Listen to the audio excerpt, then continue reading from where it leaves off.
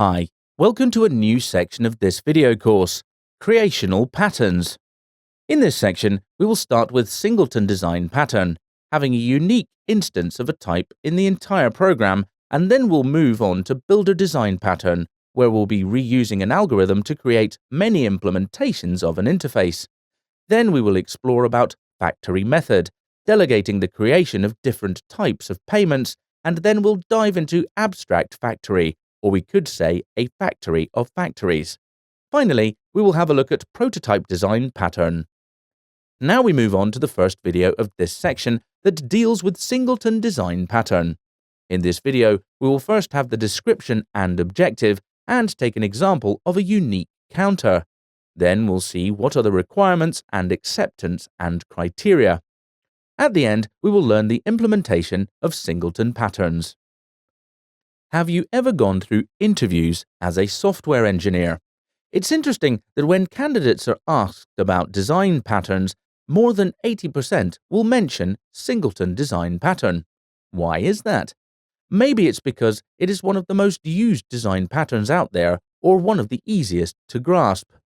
We will start our journey on creational design patterns because of that latter reason. The Singleton pattern is easy to remember. As the name implies, it will provide you with a single instance of an object and guarantee that there are no duplicates. At the first call to use the instance, it is created and then reused between all the parts of the application that need to use that particular behavior. You'll use Singleton pattern in many different situations. For example, when you want to use the same connection to a database to make every query. When you open a secure shell that is SSH connection to a server to do a few tasks, and don't want to reopen the connection for each task. If you need to limit the access to some variable or space, you use a singleton as the door to this variable. If you need to limit the number of calls to some places, you create a singleton instance to make the calls in the accepted window. The possibilities are endless, and we have just mentioned some of them. As a general guide, we consider using the singleton pattern when these rules apply. We need a single, shared value of some particular type, and we need to restrict object creation of some type to a single unit along the entire program. Now let's take an example of a unique counter. As an example of an object of which we must ensure that there is only one instance, we will write a counter that holds the number of times it has been called during program execution. It shouldn't matter how many instances we have of the counter, all of them must count the same value and it must be consistent between the instances. There are some requirements and acceptance criteria to write the described single counter. They're listed here. When no counter has been created before, a new one is created with the value 0. If a counter has already been created, return this instance that holds the actual count. If we call the method add1, the count must be incremented by 1. We have a scenario with 3 tests to check in our unit tests. Now let's jump into writing unit tests first. Go's implementation of this pattern is slightly different from what you'll find in pure object-oriented languages such as Java or C++, where you have static members. In Go, there's nothing like static members, but we have package scope to deliver a similar result. To set up our project, we must create a new folder within our Go path source directory. The general rule, as we mentioned in the first section, is to create a subfolder with the VCS provider, such as GitHub, the username, and the name of the project. For example, in my case, I use GitHub as my VCS, and my username is Faye. So I will create the path gopath/source github.com/Faye Go Design Patterns Creational/Singleton. The Go Design Patterns instance in the path is the project name. The creational subfolder will also be our library name, and Singleton the name of this particular package and subfolder. So let's create the Singleton folder. Type the command make directory -p, followed by the path which I just mentioned. Done. Now let's cd the same Go path. Next, create a new file inside the Singleton folder called singleton.go to also reflect the name of the package and write the package declarations for the Singleton type. Let's write the command nano singleton.go. Now, at GNU Nano, let's add the package declaration. Let me align the code lines properly. OK. First, let's save this file using Ctrl-O, and now Ctrl-X.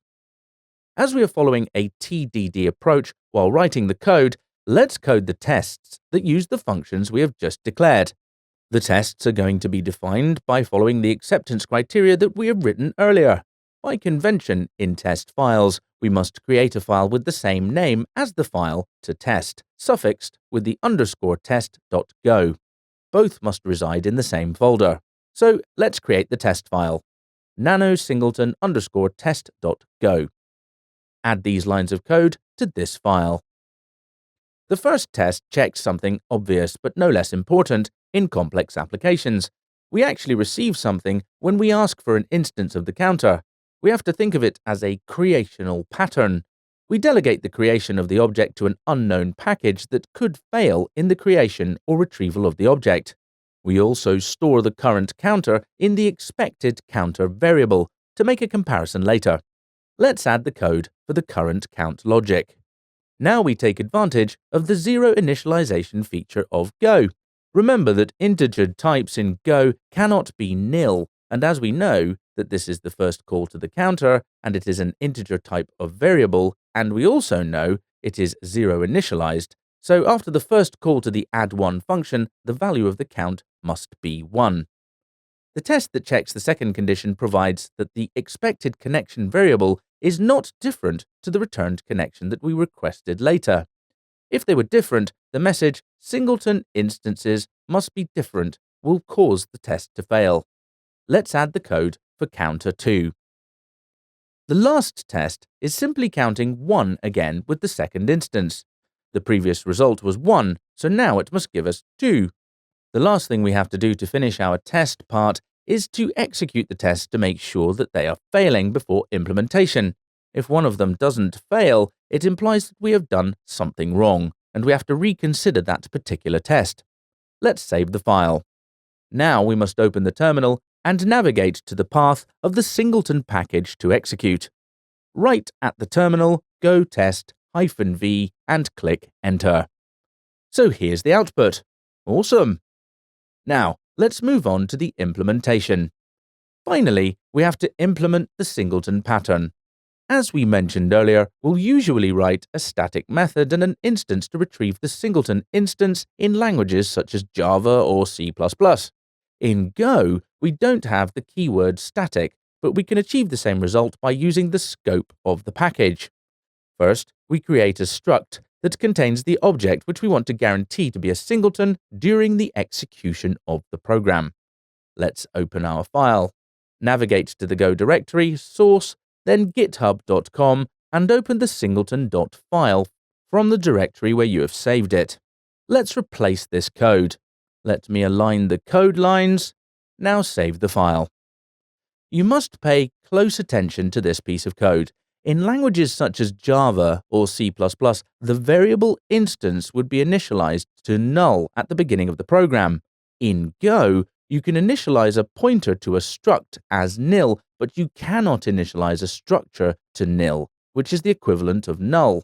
So the var instance * singleton line defines a pointer to a struct of type singleton as nil, and the variable called instance. We created a getInstance method that checks if the instance has not been initialized already.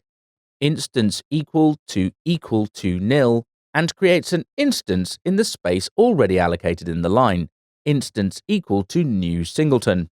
Remember, when we use the keyword new, we are creating a pointer to an instance of the type between the parentheses. The add1 method will take the count of the variable instance, raise it by 1, and return the current value of the counter. So, before executing this code, remember to change the package name in the singleton _test.go to creational, since the package name in the singleton.go is also creational.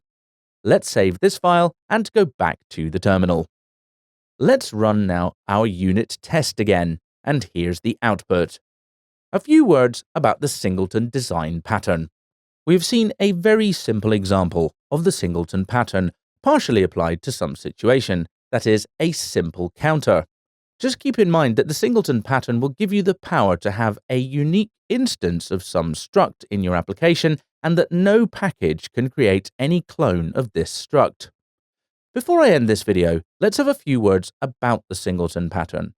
With Singleton, you are also hiding the complexity of creating the object, in case it requires some computation, and the pitfall of creating it every time you need an instance of it if all of them are similar. All this code writing, checking if the variable already exists, and storage are encapsulated in the Singleton, and you won't need to repeat it everywhere if you use a global variable. Here we are learning the classic Singleton implementation for single-threaded context. We will see a concurrent Singleton implementation when we reach the sections about concurrency in the last part of this video course, because this implementation is not thread-safe. In this video, we have learned about the Singleton design pattern,